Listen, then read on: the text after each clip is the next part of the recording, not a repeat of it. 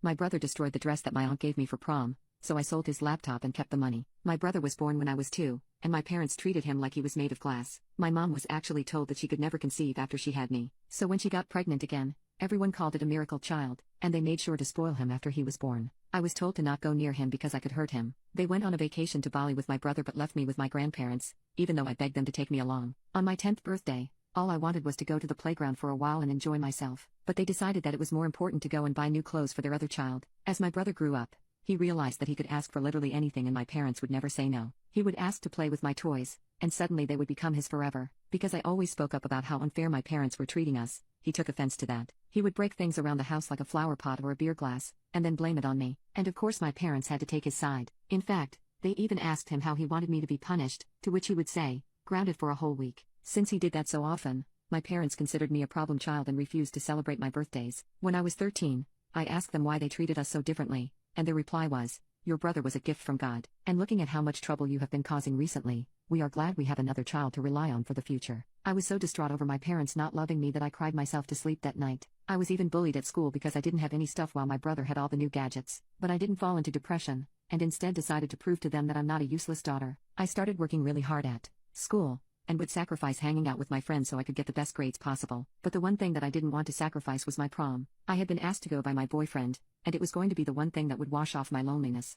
I talked to everyone about it, and that was my mistake. A few days before my prom date, our parents punished him for the first time because they caught him underage drinking. He was grounded and was really mad that he wasn't being forgiven, and when he saw how happy I was, it lit a fire of jealousy inside him that he would use to destroy my happiness. My aunt had given me a wonderful dress, and I was excited to wear it. But on the day of the prom, I went to check in my closet and saw horror. That dress, along with all my other dresses, was torn into pieces. Someone had sneaked in and destroyed everything I could wear to go to the prom. I knew it was my brother, and I confronted him, but he denied everything, and claimed that he was grounded so he couldn't leave his room. Then I went to my parents, thinking they had changed after they punished him and would see what he had done. But they backed his story, and told me that I shouldn't accuse anyone without any proof. I ran to my room and cried, because there was nothing I could do as prom was just a few hours away. I called my boyfriend and told him what happened. He said that it was fine and we could have a date another time, but I could tell that he was angry. I didn't just want to stay quiet after that and let my brother get away with it. I knew that he did this on purpose because I talked about my prom, and I was going to get payback. On Sunday, his punishment was finally over and he went out with his friends to celebrate.